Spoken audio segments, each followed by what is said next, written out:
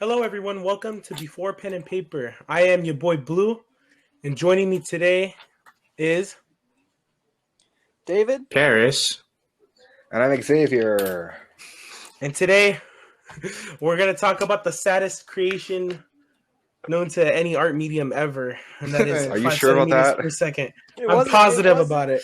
Are you sure? It was pretty sad. But All I'm going to say is that the Passion of the Christ had nothing on this fine work of art. That's a bit sacrilegious. Yeah.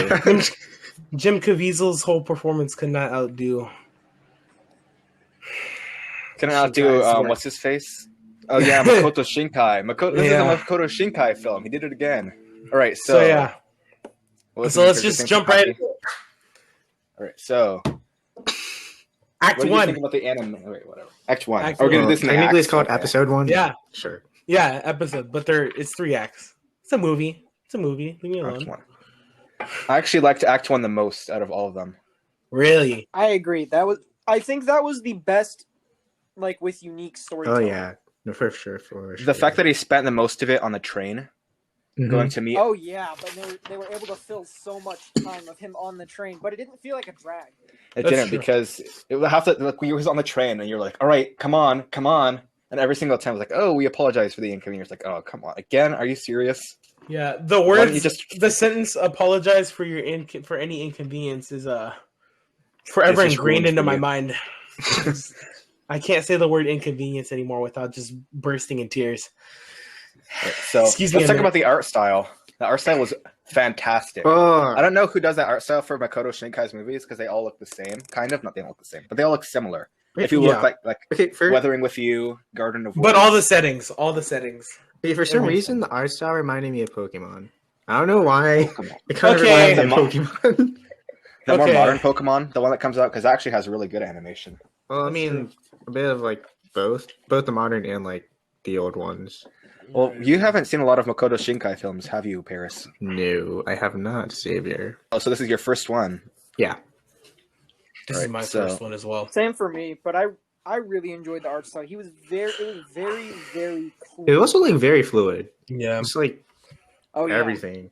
Oh, especially running. Mhm. Oh, I think my Running- favorite part about it running was just the did it. fact that it knew how to do stills and it knew how to do dynamic shots. So like when there was action, like when he was doing the archery in the second act, you could like tell they put all the like budget into that when him firing the arrow and like animating its entire movement. It's like, oh my goodness, this is beautiful. Mm, It was such a visually stunning movie. Like legitimately. that's true. Everything from the backgrounds. The backgrounds are what got me. The honestly. clouds, The oh my backgrounds- goodness! Especially during the sunset and the lighting on the clouds. I love No, sunset. episode or Act 2, the cosmonaut when he's sitting on the hill with the tan girl. Oh my looking out goodness! into the night Oh my sky. goodness! And all the planets are aligning. That was that was the That best is- one. That Good. was an incredible. That is the shot. money That's- shot. They put everything. Shinkai put his heart and soul and said, "If you don't make this the best piece of art in the entire movie, you're fired. You're just gone. You're Forever. fired. You're just Forever. gone. You're gone. I'm gonna push a button and there's a trap door is gonna open underneath your desk, swallowing you and everything you own. Yeah. Okay, and oh my gosh, it was so beautiful. That scene just sticks with me. The cherry blossom tree, everything about After the Act back- 1? Yeah, my goodness. yeah, not just I everything. think- The train tracks in Act 3. Oh, I think the Goodness, night dude. ambiance underneath the cherry blossom tree, the sakura tree, that was probably one of my favorite shots in the movie too. Because just like the fact that most of the time you see sakura in anime, it's like in the daytime, right? Oh man, the sun's shining through the sakura tree, the petals are falling down. But it's like a completely different atmosphere when it was shot at night. I say shot like they took a camera and shot it, but it was anime. yeah. But it looked like it was shot. First off, it looked like it was shot. It looked No, better actually, than being funny shot. thing about Second. Makoto Shinkai films is that if you look closely at the sets, they're real life places. Like you can look up, Yeah. Yeah. like I comparisons. didn't know that. Like, I'll show you a picture about this after, but it's pretty crazy. So it's the That's attention to awesome. detail is insane. Yeah. Yeah. The- I just really liked everything about the animation. It's so fluid. The backgrounds just flow seamlessly. The animation, oh my gosh, running. Like Oh, not even just just the running. stills and everything, but running. I've never seen any animation do running the way they do it. Yeah, when she was surfing, Anyone that was also really nice. surfing? Oh, Oh, that makes me want to learn how to surf.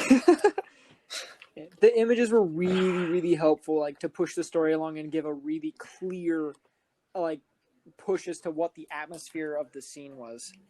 Mhm. I think It was a perfect way to show it throughout without you could actually feel the characters' emotions through what you could see in the sky a lot of the time, Yeah. or behind what was going on behind them. right, so this movie You and could see Garden of dynamics. Words, as opposed to the other Shinkai films, because Your Name and Weathering with You. I'm not sure if you saw Weathering with You or Garden of Words, Blue, but like typically they're a lot more anime-like. This one almost felt like it could be adapted into a live-action like movie. Oh, this is a movie. This is a movie. It's like I haven't seen the other ones, but this is a movie. This isn't. I don't like. I'm not trying to put labels on anime and movies and all that, even though we did.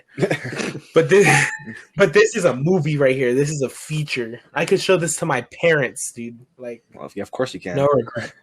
Yeah, but It's an hour long This though. is It's not- pretty short. I know. Could you imagine being able to pack that much into an hour? It's because I think they were necessarily vague because they wanted you to consume the story in a short time frame, but still get so much out of it, like to pack everything in that one little section. Oh, But yeah, there's so much to the talk about. storytelling. There's so much to talk about the story. So let's actually get into the storytelling and get out of Wait, this. wait. What is it? Okay, go ahead. I just want to talk about how like they kept leading up to the point where was it Akari or Yeah, Akari. Akari is wait, that's the guy, right? That's the girl. Akari's the girl. The dude Takaki's the guy. Yeah, Tataki. So remember how like Tataki had like the letter, like they were leading up to the moment where he like gives it to her, Yeah. And he and just, then he did it. just like loses it. Yeah. Yeah, And then and Akari with her letter, she didn't give it to him. yeah. because She has her letter. she just shoved it in her. Well, she didn't need it. Yeah. She didn't need it. Right. She ended up not needing it. The problem with poor freaking Takaki, man, he lost it. And you felt that. Did Oh, you yeah, feel it? just I a little felt way. that. I felt that. Come on, I'm They only led up 10. to I'm it only 10, so 15 minutes well into the with movie. train scene. I'm 10 minutes into Hey. the movie. We just saw this entire letter exchange between these pen pals who love each other, and then he loses the letter, You can't tell me that you didn't just feel that right there. Okay, It there's was also so one thing also I want to point out. yeah. Just the like the little relationship goals that they have, especially at the train station. How she's just like waiting there for him, and like she just gives him food. I mean, Oh, the food. Oh my Yeah. gosh. The food. They really That did all episode- their relationship goals. Everything that they had planned on doing in that one night. This And is then- true. all right. That was great. All right. So All right. like Blue said, let's get into the story. All right. So my What? first, I'd like to put it out there. It's a story about loss, right? The whole Yeah. movie's about Yeah. Oh loss. yeah.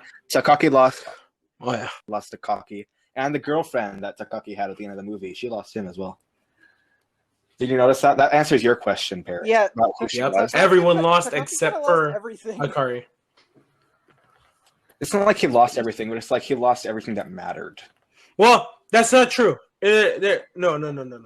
And we'll come back to this because I don't want to talk. I want to save the ending of the movie for the ending of this when we finish this off.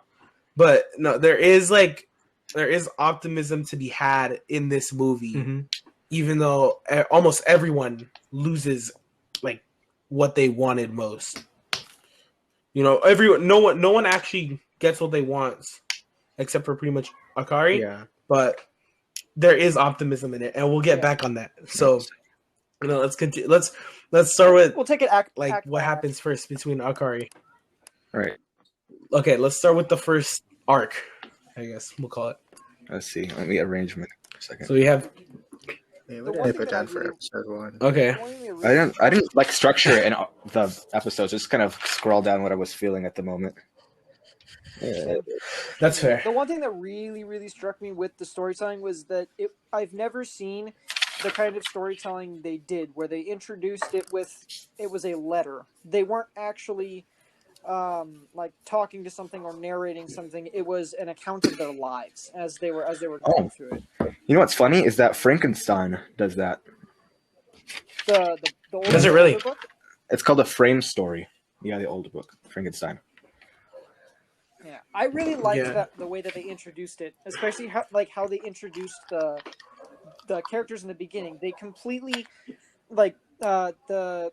the dude's Takaki, his character isn't really revealed till later, but they really go in depth on how Akari feels, and how her character would act, based on the really personal letters that she sends. You know, Takaki kind of reminded me of That's what's his true. name from Tsukakire, that protagonist, because of the way he carried himself and how he was kind of quieter. Oh,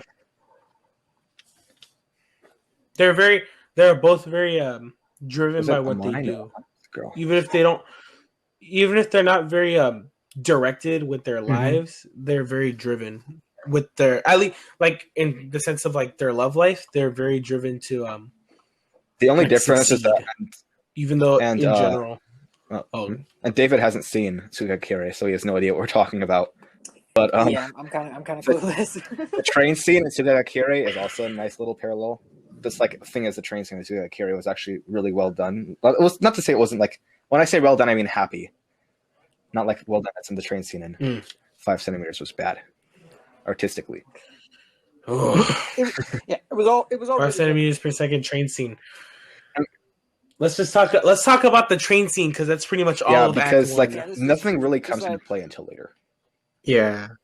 We have all the exposition given to us, and we just start rooting for them more and more while this is already happening.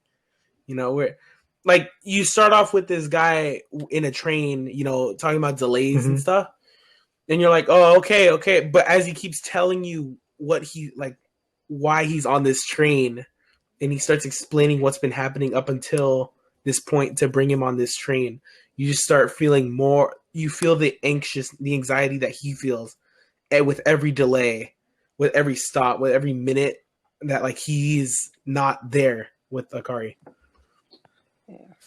Right. So what was it? So I don't know, like I don't know how to say it, but you just really feel for him and you feel with him, even though you still don't even know fully what's going on. Yeah, And it just builds I that like up. how they don't, like, when they finally meet, they don't actually directly express what they feel for each other. It just kind of happens. So it's like It's actions over words. It's real. Actually, you know what I found interesting? What? I mean, I don't know if any of you guys picked Go it ahead. up. I mean, I'm pretty sure you guys did, but there's at one point when he's like waiting on the train, because like there were always these constant delays, but at one point he hoped that she would leave. Yeah. And then like she just stayed, but For Yeah. her sake. He hoped that she would leave for her Yeah. sake. She'd be out in the snow all by her lonesome. Yeah. No one would want that for anyone they Yeah. cared about. But yeah, no, I get that. That was a good point to make, that he actually lost hope. Yeah. He actually lost hope like halfway there, or just a little more than but he halfway still there. went. And he got there. Yeah, that doesn't mean he wasn't going to go through with it, but he was just hoping that she wouldn't be there. All right. So, I think the last thing to really talk about Act 1, because it's really not much in terms of the actual like depth of the movie. It's like really like Yeah. only setting you up. Was right when they were parting ways, there was a sort of like acceptance on both sides that they probably wouldn't be together for the rest of their lives. Like, oh yeah, this is pretty much it. This is a peak. Oh yeah, it's the line he says it himself. He says, "Most people think that love can conquer anything and that love can overcome all obstacles, but I don't think it can." Is what he says. He's like, "I don't think it will. I don't think we might not be able to actually stay together because these obstacles are too great and we don't have any And that control becomes over a it." big issue later in the movie, but we'll get to that, right? Yeah. That's a We'll get- big yeah, part. of course. So, anyways, Act 2, Sumida. I actually felt pretty bad for Sumida. Oh, Sumida! Who didn't? thing is, I Who called didn't? If I you didn't freaking feel bad loved it when as soon as Sumida. Act 2 started, it was like, all right, so he's in school, it's age, which I really appreciated. Time skips throughout the movies, by the way. It was really cool. But as soon as I saw he was in high school, I was like, there's gonna be a freaking girl who has a freaking crush on him. I know it. I just can feel it in my blood. I've seen this before. Oh, yeah. And then she showed up, but she had a super like tough backstory. Yeah. Yeah. She did not know what she wanted to Yeah. do with her life, and you can feel that, right? Yeah. I Yeah, you personally can don't feel know that what she to do has with my no- life. Same. She just had. All right, let's get back on the movie, guys. I'm not turning into a therapy session. I'm gonna have to start charging you $20 an hour, and that's cheap. Okay. Anyway. Okay, so yeah, so Sumida, she's like, I don't know, the most heartbreaking character to watch. Because of like her entire Like- character arc surrounds about her longing for Takaki. Mm-hmm. Yeah. Yeah, and she's the first part that we're actually gonna see Takaki's like his point where he said love isn't gonna conquer all obstacles, and she's the first example of it. Yeah. She's the first part that they show that it doesn't, because at the end of it, if you remember, at the end of the act, she says, I thought about confessing to him, but I realized I couldn't. Yeah. Because whenever I looked at Takaki, he was looking at something else, something greater than All right, all and that's of the us. first big part I want to talk about. Takaki's longing, because the movie is about Takaki. It's not about Akari and it's not about Sumida. Takaki is the only character that you really follow, like personally throughout All Mhm. 3 acts. Yeah. So- I like So here, oh, what? Go ahead. just about all the acts in general, but particularly for the second act, since that contained most of all the characters and the biggest chunks of the story. How the whole thing, it doesn't talk about Takaki, like it doesn't personally go with him. All of his experiences and interactions are revealed through everyone else's perspective. Yeah. Well, except for Like, Takaki. Oh, except for the that's true. train scene. Yeah. But like the rest of his, Well, no, the third act is also his. The third act is perspective as well. ridiculously short, though. But that's true. It felt a bit That's true. longer Yeah. for me. I don't know. but the why. Well, compared to the other two, it's short. anyone else, like, I don't know. Now I'm thinking about it. Like Sumida's whole character is in the second act. That's it. Yeah. At the end, you don't even see her afterward. Right. And I think that's sad because it's just like it's crazy how quickly she comes and goes. But she was there to prove a point. Comes and she and did. goes. She comes and That's true. goes. She's there. She's there to be she's Takaki's foil with handling loss. Yeah. Hmm. Because Sumida, when she realizes that she's never gonna have Takaki, right? What does she do? She says, "I spent the rest of my night, like huddled in my Crying bed, myself to sleep. drowning myself in thoughts of with thoughts of him, drowning in thoughts of Takaki." Yeah. right? Yeah. Yeah, like that. That's why I really wish, like, I would have seen like how she ended up or something like that. I really wish I had that kind of resolution because I feel bad, Didn't it show? I mean, That's- we technically I mean, see. Oh, sorry. No, you go ahead. Yeah, like in the end Oh. of that episode, that act, she like it looks like she kind of gets her life back together. She finally gets the courage and like the confidence to fix her surfing skill, and whatnot. It looks like she's like prepared to make plans now and change things about her life after she's like, dang, I thought that this. Wait, Go Blue. but would you really say that? Even though, well, because Sumida like finally learns how to surf the day that she learns how to surf, and then she resolves, I'm gonna And then she confess to doesn't. Takaki, and then afterwards she Oh. realizes I can't confess to Takaki.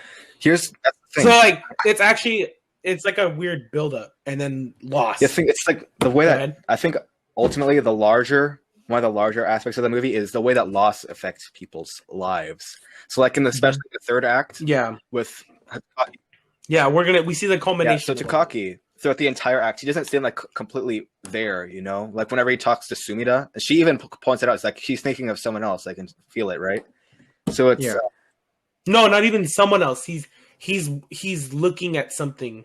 He's not even looking at someone, is what she says. Because it's true. He's not even looking like to Akari. He's not looking to any of that. He's thinking.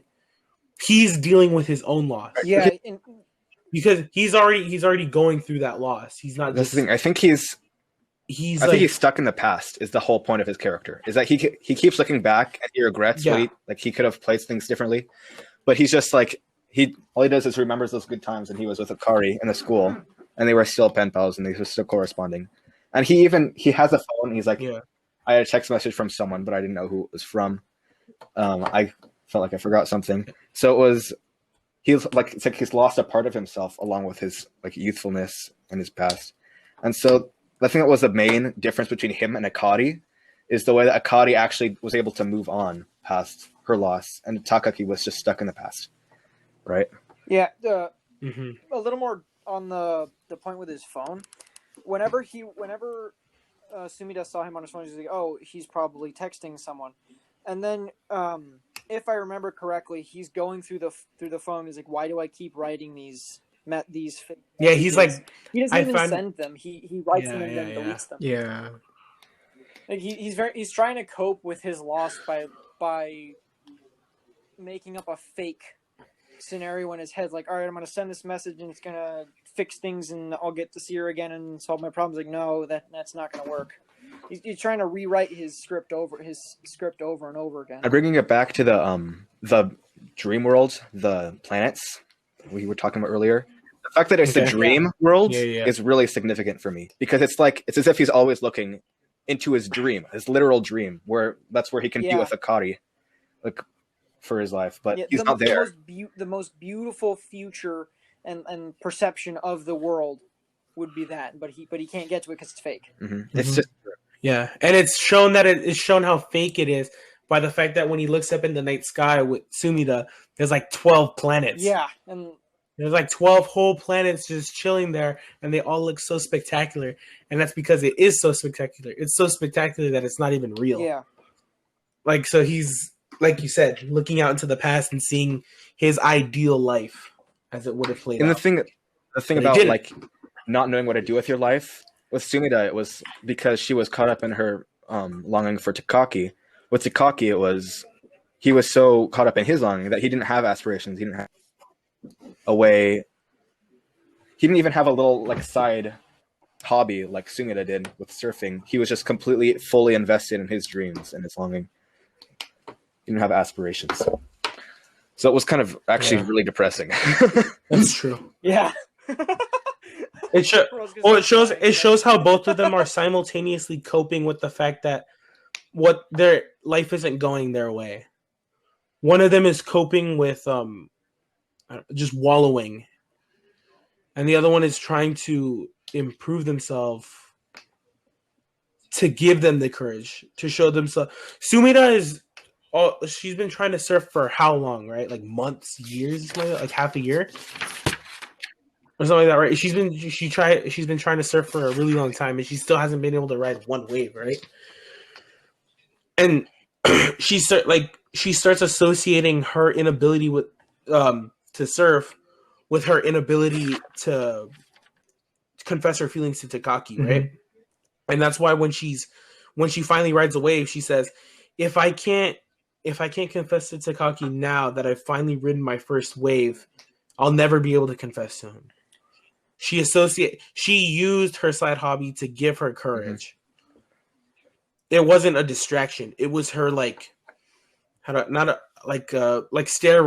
It was like her like final push. Yeah, it's an interesting word to use. Like, well, no, like it was like I don't know. It was like mental, She was pumping herself with adrenaline. Yeah, like literally, she was pumping herself with mental steroids. That way, she could be like, I can do this. She's trying to get it all done at once. So while she isn't thinking too hard. Yeah. And the problem is that she's always thinking, well, what if? And so now that she's on this high from finally being able to surf and she's happy and everything, she's like, I got to do it right now that things are going right before things go wrong and I can't change anything. Does that make sense? Yeah. And then it ends with her failure. She realizes that she can't get to him, and that's it. That's the end of her character. That's the end of it. That's Yeah, but her character did serve the good purpose of like really helping to solidify the point of the movie. Yeah, I think she actually. It's not to show. She was one of the only character that doesn't really move on is Takaki. She kind of moved on. She was like, "All right, I can't do it. I'll still love it, but I can't do it anymore." So that was it. Mm-hmm. All right, so okay. Oh, I know. Never mind. Sorry. Oh, never mind. Sorry. All right then. Act 3, the final chapter. The final chapter. The most Wait, All right, hold on, man. wait, never mind. Sorry. Sit down. Hold on. Wait. Oh, okay. Another never mind. Sorry, we're gonna run it back. Pause. Everybody who was listening until now, just pause. I was looking Rewind, through my okay? notes again. I just noticed something. Did you guys catch on how the scooter things like? Oh yeah, the mopeds. Yeah, but like the Cubs. how? The Cubs. And the dog is named Cub.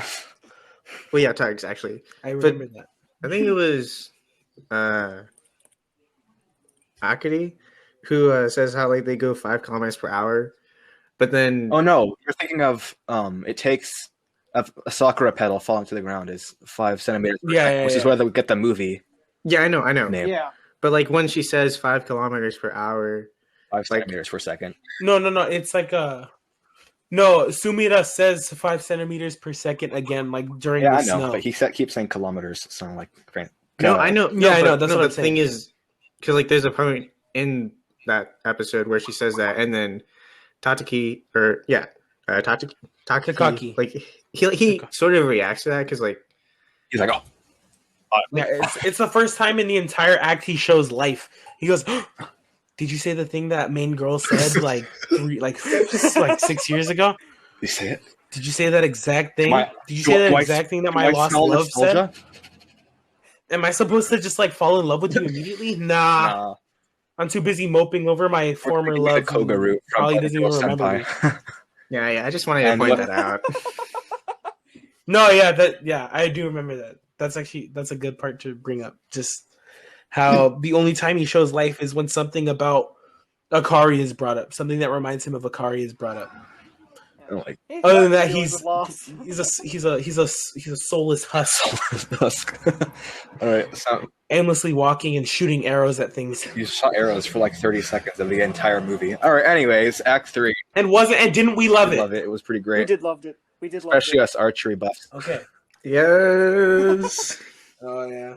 All of I'm the us only have one done who isn't. archery except for Blue, right? Yeah. Yeah, Yeah. what a shame. We Anyway, gotta Man, do archery. This has been a long session of me being the odd one out. Anyway, Act 3. a short one. I It didn't was write just down a lot for this. because you didn't really understand it, did you, Paris? You were asking questions, and you're like, "Oh." Yes, Right, I was was that asking you, or- questions before we Great. even started. So yes. Anyway, Oh, all right. So let's get into Right. it. This is where we get introduced to soulless and lifeless husk. This is Yep. Takaki. This is Takaki when he has reached his lowest point. at even life. quit his freaking job. He actually tried. We actually see that he's tried to move on from Akari. He tried. He got himself a girlfriend. Yeah. By the way, surprisingly enough, it and wasn't then from Sumida. That was from his girlfriend that you hadn't seen like once in the entire movie, and she just happened to exist. Do you ever see I think her? he like, you just see her. Yeah, you but see like her. she was. No, you see her. You see her multiple No, times. she was like showed up like once, and then No, she shows up. She shows up like 3 times and talks like once. But you see her at different parts. Like she's sitting at her desk, typing something on her phone, and then she'll like delete it or something like that, and she'll get back to work. Yeah, anyway. She's the one with the pigtails. I think she had short hair. Yeah. So Takaki finally tries to move on from Akari, right? He's an adult now, trying to Full move on on. adult, like the working force, whatever. Yeah. So he tries to move on, gets himself a girlfriend. Okay, he's doing good. And then, he's just like, you know what? But I love Akari. This is some I love Amelia stuff. Okay? What I watched, I guess. Only he like turned down Ram instead. But what Ram is better than Ram? Shout out Ram Gang. Okay, anyways, poor Paris, he has no idea what we're talking about. No, I don't. Okay, so yeah, let's get on with it then. And so when he realizes that he can't move on because he's still trying to play out his dreams in his head, even though his life has gone totally not in that direction, right? You go into his room, into his house, his little apartment, and it's all thrash. Like he's living in that one Tommy room. His job is like horrible. He hates it. He actually quit his previous job. He quits that he was job, working too. on with his Quits girlfriend. all of the jobs that he's. Yeah, he quits all his jobs. you know, and so he can't move on. We're seeing that he like truly just cannot move on, right? That's how his character ends. And now we're actually seeing. Well, actually, and his another that's not his character. I know there's one more thing. I'm gonna At the get very to end that. of the movie. And then we see his ex, right? We see she's the next foil in this act to Takaki to show that both of them can't move on, but they just can't move on from different people. She can't move on from Takaki because she's still trying to get back with Takaki. Was she really trying to get back? If you remember, she was kind of like, I don't think our relationship would get any closer, regardless of how close physically we were, or something like that. I think. Is it? Oh, you were like always like a couple centimeters. It was something along the lines of, regardless of how close we lived, our hearts would never get any closer. Something like that. Yeah, Mm-hmm. I think that was. Oh, okay. Sorry. It just feels weird because if she's his ex, why is she still Girlfriend. texting She's him not his that? wife. What are you talking about? You're thinking. I said You're ex. getting ahead. I just said ex. Never mind. Apparently, I'm deaf. Never mind me. I didn't say Speaking ex. of wife, Yeah, Akari. we'll just go with that one. Akari cuffed the man's, and a man's wifed up Akari. Yeah, cuff. Look it up. Yeah, she actually moved. It's a term on. for marriage. Interesting. Yeah, she has successfully moved on from Takaki. Takaki She don't found know. the letter, though, and she kind of had that moment where she was like, if things had been different, that would have been something. And then that's it. She's like, it would have been nice. She's like, it would have been nice, right? No, it's not the end, okay? And we're gonna get to that right now, okay? We're gonna talk about this train track moment right at the end, okay? Because these train tracks, these train tracks are the most genius thing that Shinkai has ever put in a movie actually my ever. favorite scene Okay? of all. That was my favorite scene in the entire movie. Like, not screw the planets, but the planets were nice. But this train thing at the very, very end, that was masterful on a whole nother level. And here's why we're gonna talk about this. Because in the beginning, what do we see? We see these we see young Akari and young Takaki running down a little road, right? And Akari goes past the train tracks just before Takaki and the things close and the trains go by, right? Slow, like, and then the bars come back up, and then they unite each other, right? So these trains are kind of like the joining thing that like they kind of bring these two together just visually, right? Right? Okay. And then we have at the end we have the trains. We have Takaki cross. And he sees this girl, and he's like, "That's her. That's Akari. I know it's Akari. I know it." Okay? He said, "I had a and feeling." I think that what he said was, "I had a feeling that if I turned back, she would be looking back as well." So we learned to turn back. She would be there. And then the trains passed. And then we see the trains pass, and Akari doesn't, or mysterious lady son is gone. Okay, she doesn't turn back around. I think the way that it was like built up as suspense, as the trains were roaring by, and you just like see them, like he's like looking at it, he keeps looking, and the trains keep passing by. And then it cuts, and then she's not there anymore. And he just kind of like stares and like smiles, and he turns back and walks away. And that's the end of the movie. And now the train says, "Wait!" Well, you're talking about the flashback now? The flashback was just like a flashback. No, I'm not talking about the flashback. That was like when you get the 13th episode of the season of anime, and you're really excited, and then it's just like a recap episode. I hate that. No, I'm talking about. Think about it like this. Episode 13. Okay. This is why I say that it has a sense of optimism at the end, because we finally see Takaki learn to move on with his life, because he walks away smiling because he's like, she's moved on. It might not have even been her, right? But in his head, he's like, he has a hunch that it's her, right? And he realizes that mysterious lady hasn't turned back around. It's not Akari, right? So if it was, he has learned, like we have a definitive answer for him. She's not coming back, bro. Yep. And for all we knew, that that's Akari, it. and we just wouldn't know. None of us know.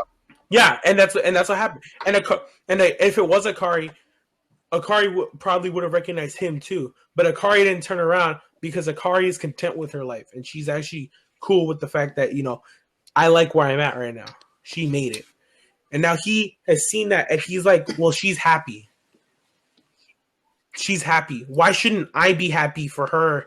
Because since she's happy.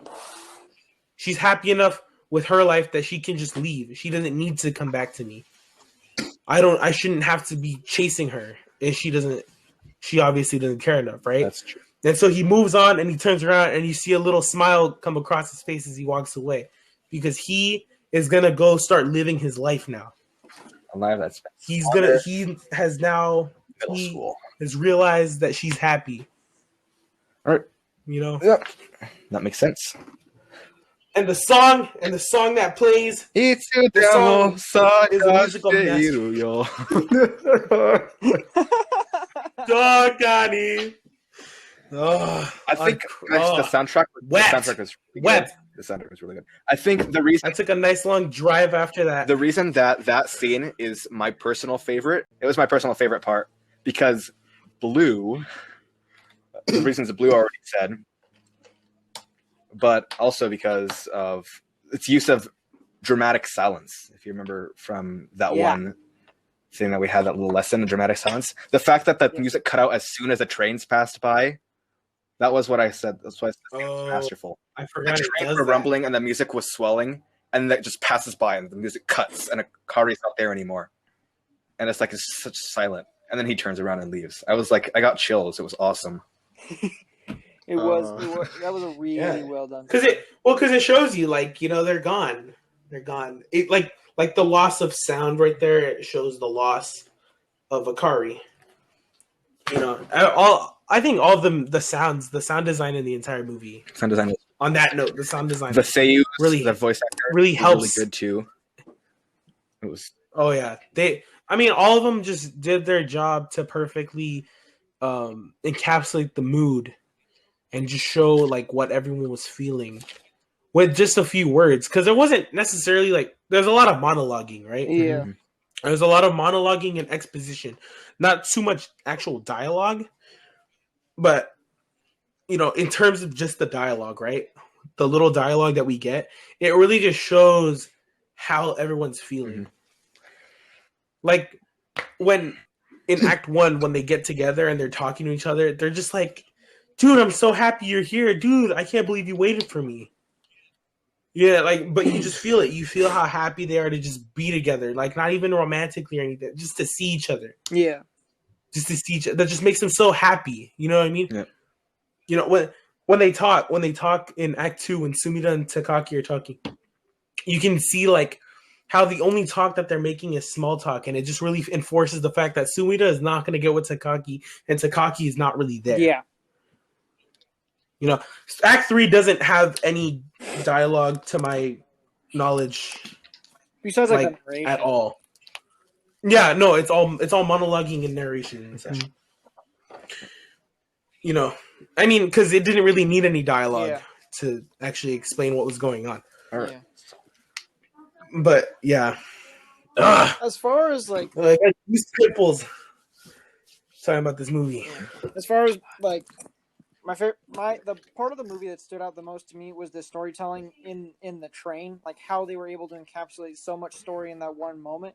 Specifically because they based the story off of like that one, the 5 centimeters per second line. Like that was a big point, and throughout the entire first act, the biggest chunk, he keeps losing time. He's moving as slow as humanly possible, as if he's going 5 centimeters a second. Interesting. What interesting symbolism we have there.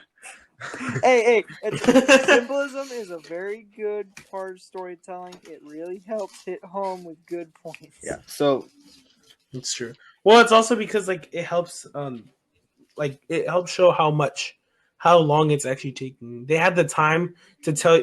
He had enough time to tell the viewer about like his entire life up until now in that train ride, because that's how long it felt. It didn't feel like 5 hours. It felt like an eternity. Yeah. You know what I mean? Like that's how long it felt. I could tell you my entire life story up until right now. Yep. I could tell you my life story in 30 minutes. So long. I was born, I went to school, I did some more school, I hated myself. And here we are. Anyway. Didn't we all? Right, so Act 1 was my favorite because I am a big fan of tragic anime, as you all well know. Ugh. This is the first one that I've seen that actually has like a sad ending. Like, What are you it kinda ends talking pretty about? depressingly. Well, I guess no, you're right because Plastic Memories was very No, bittersweet, right? Yeah, It wasn't really. that has more of a bittersweet, positive yeah. ending to it. And anyways, the reason I like the tragic ones isn't necessarily like the sad ending. The sad ending really hits you like a punch in the gut, and it's really great. But I actually really like the build up to the inevitable sad ending. Like episode 11 and 12 of Plastic Memories were my favorites in Yeah. the show because it was like they realize they're really running out of time and they really have to get everything they want to get done in that short little time frame. Now. And so it's just True. like that's really when the stride of the emotions hit you, and then it kind of like deflates a bit as like the climax ends, and then just like punches you right in the face. It's like a double hook, double punch. A double hug. Damn. Man, we're taking moves that don't even exist. Yeah, in you see, it's like boxing, guy. it's like the devil. This is some Street Fighter It's like stuff. it's because it comes from the side and like completely side rails you. So that's Yeah, why it's yeah. double hook. Anyways, who cares about my made up boxing moves? No, that's great. I like that. Tragedy.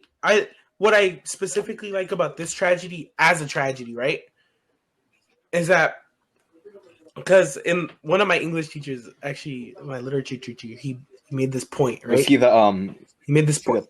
Oh yeah, P-man, formerly now turned M-man? Yeah. Yeah. So he made this point when we read "The Sun Also Rises" by Ernest Hemingway. Shout out to those who like to read bad literature. What are you talking about? Ernest Hemingway is pretty great. What are you talking He's about? great literature. Ernest Hemingway gives me half a story and expects me to figure out the other half. Isn't that kind of like shut this up. though? I mean, you just okay, whatever. That's true, but this gives you more than half the story. I'll Okay. give you 3/4 of the story. Oh goodness. Here's my problem with that. Here's my problem with that book, and this is because of the point he made. A tragedy is good when you feel a sense of the characters could have done something to change the course of their lives. If you've ever read The Sun Also Rises, you get this at the end of it. You get this sense of there's nothing anyone could have done to make this better. None of it would have changed. They'd still be right where they started, which they were.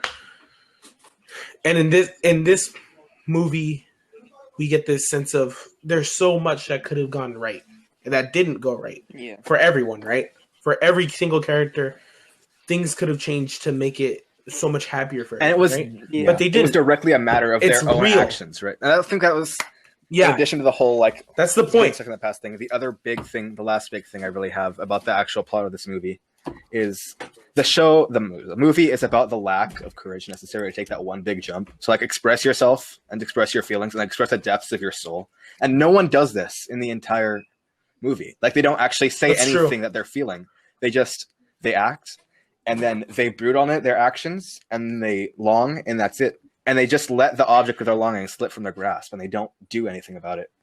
It happens, and That's they watch real. it fall away, and they're like, "That's the end of it." But also remember, there's that theme. There's this overarching theme that love doesn't conquer all. There are sometimes It's like there the are opposite things of that every Disney we movie. have. Yeah, there are things. Yeah, or Power Rangers episode. Captain Planet. Like that. Like what is it? Like love. There are sometimes obstacles that come in your way that you can't get over with just love. You can't love isn't going to conquer this, and they have to face that. This tragedy as a movie is very. You real. have to be. These are very real problems. That's the secret. They were cowards. That's it. It's true. It's true. They were all. None of them did what needed to be done to get what they want, or they didn't do like the last step to get what they want. This tragedy works really well because it's really real. If that makes sense, everyone can think of a situation that they've been in, or they can think this can happen to anybody. Yeah. No one is safe from something like what happened to these characters. It's less of a fantastical tragedy and more of like this really is everyday life. This is something that we can relate to on a personal level because either we've gone through it or we've seen people go through it. Yes. I have one more thing to say about the Well art style put. too. I just really like the juxtaposition of bright and dark. Oh yeah, the contrast was really incredible. Planets, Planets. the lowest part of the heart. like, well, yeah, because like remember, it's like the middle of it is like super bright, right? Yeah. And it's and then like even as you get further up into the sky with the planets, it gets darker, but it's still glowing. Yeah. And then the bottom where they are is a silhouette, and it's dark, and it's really nice. Yeah. Some Bob Ross type Just happy stuff little right there. planets. Some happy little planets, man. Got the devil out of it. All right, well, if you'll excuse me now, I'm gonna go listen to One More Time, One More Chance, and cry my eyes out. Anyone have anything else to add besides the glory? Beautiful. Any Just final beautiful. thoughts? Beautiful is the best word. Oh, let's rate it. Let's rate it, just like we did with the last This is movie. gonna be an average of like 5 out of 10. This is like at least an 8.5 out of 10 for me. I'd go. I would say a on 9 I'd out give of it a 9 10. out of 10. 10. See, for me, 9 out of 10 is like the best of the best, and 10 out of 10, like 9 to 10 is like the best of the best. This was lacking a bit. I feel like it was a bit unclear at certain points, and so it's like, oh, what's going on? But no, it was really, really good. 8 out of 10, 8.5 out of 10 is great. It's a masterpiece already. Okay, well, I'm just gonna agree with Xavier because he's just pretty much the master of persuasion and the master of words in general in our friend group. So the point he made, the points that he just made for his rating, I totally agree with because I have no counter He's an argument English to it. teacher. Because I would have said, like 11 out of 10, just because I'm kind of a numbnuts at storytelling. Because it was very pretty. It was so nice, dude. Planets are beautiful. I like planets. Trees are nice. That surfs up animation, Surfs up. great. 11 out of 10. I'd give it a 9. It's definitely something that I would like. I love to watch. I'm not sure if I would watch it again. Because you already know how it ends, and so it's just like it loses that. I really enjoyed it. Well, tragedies don't have much point to watch. I mean, over say that to and me. I over watched again. Plastic Memories 4 times. Well, this is going to conclude our talk for 5 centimeters per second. We hope you guys enjoyed, and we hope to see you again at the drawing board. This has been Before Pen and Paper.